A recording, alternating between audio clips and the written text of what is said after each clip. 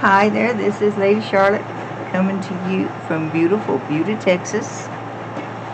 And today we're going to do some glazing.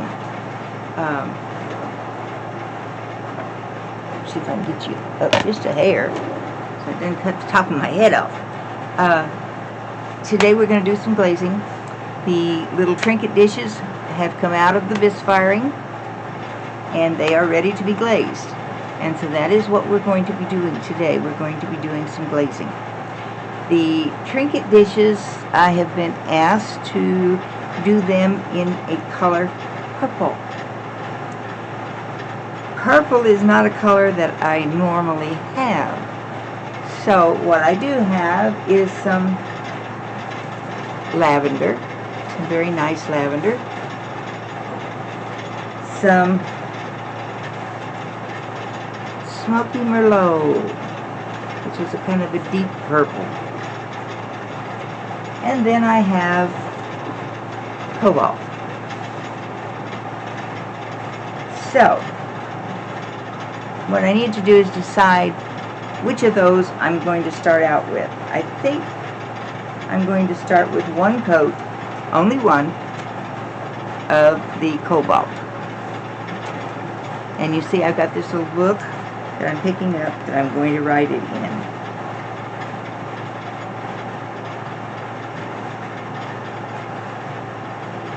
Trinket dish.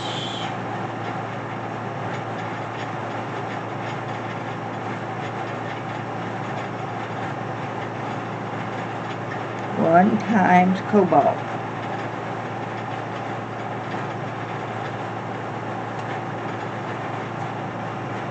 Three times Smoky Merlot.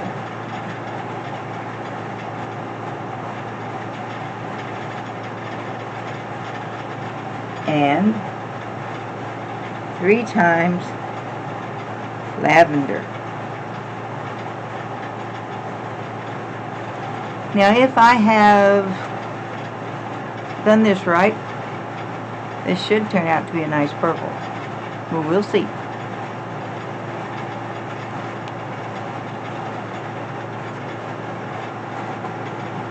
So first of all, we have to get the trinket dishes.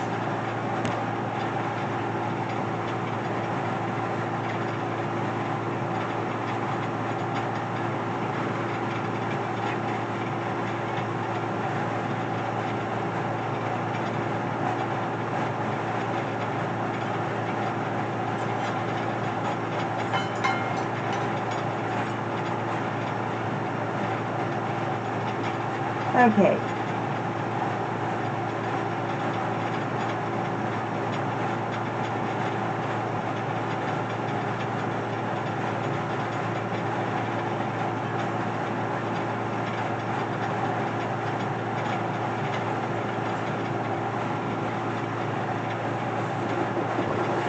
This little dish needs a little bit of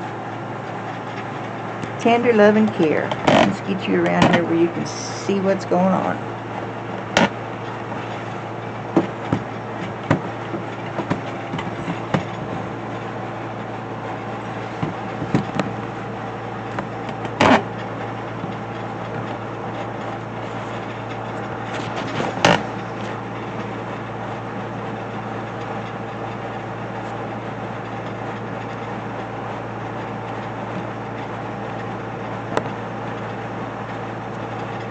Okay, that's about as good as I can get you. Well, it was anyhow. I am the worst with the camera.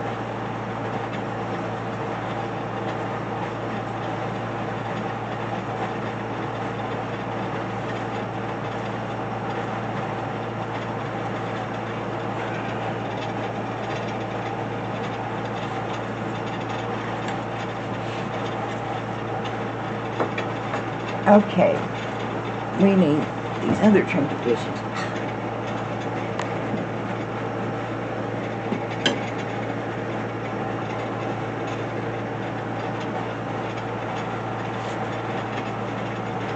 Okay, here's our first trinket dish. And one of the first things we do before we do anything to the piece, any kind of glazing, we take a sponge and we go over and we remove any type of dust, any particles that might have dropped off anywhere. Now, the bottom of this is a design. The bottom of this will also sit on the kiln floor. So, what I'm going to do is I'm going to get a underglaze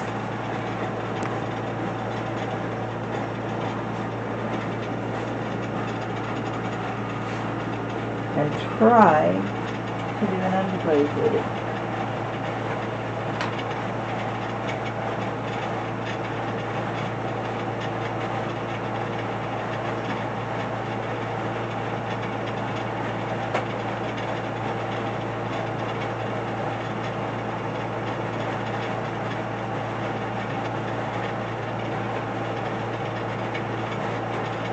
Well,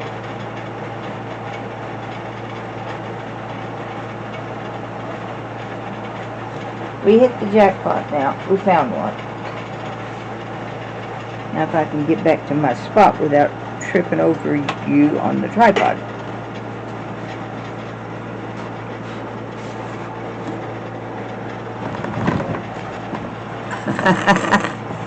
Didn't quite make it, did I? That's okay. Okay. This little thing is going to be our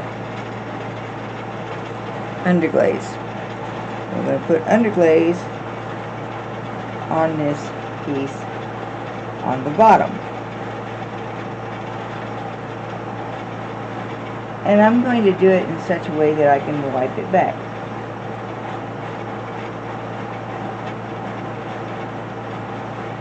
A nice little purple.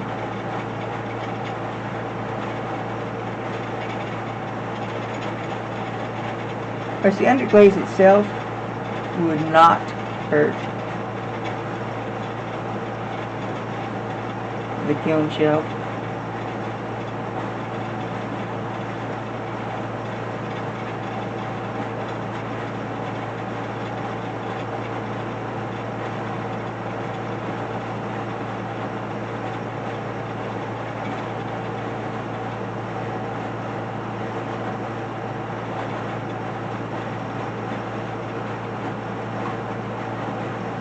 I will be wiping it back just so that it really shows the design better than it would if I just leave it with the underglaze on.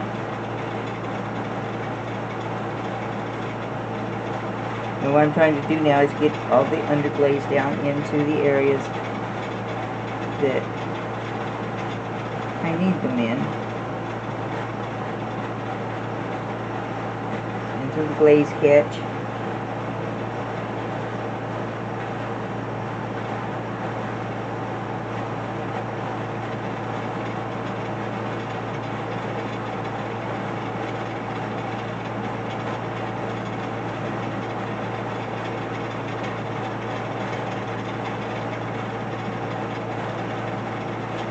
Okay, I'm going to let that sit for a few minutes.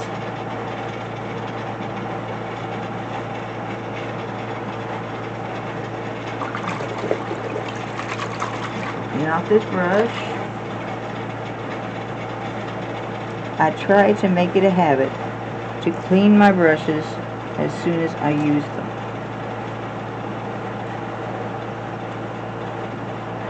Because you can get stuff stuck on them, you know, depending on what you're using it for.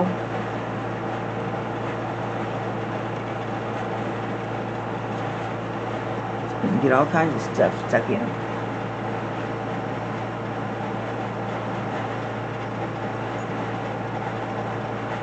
Mainly using this one in order to do the actual glazes. But right now, we're going to dip this in the water. Looks like you've pretty well done your thing, and now I'm going to wipe it back.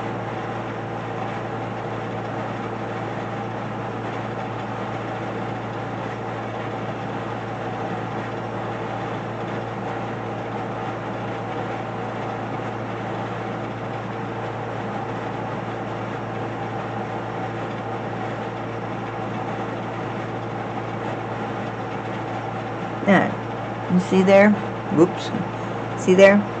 It's my CW in the middle, and the little lines coming out from it. That's going to be the bottom.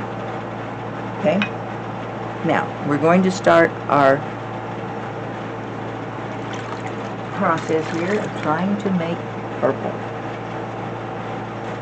Okay, we're going to start with the cobalt. And we're going to do one.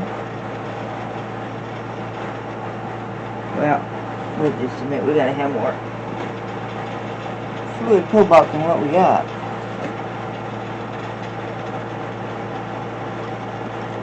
Cobalt got a little thick. Glazes tend to do that, especially if you haven't used it in a while. The glaze will settle to the bottom of the pot, and what happens is that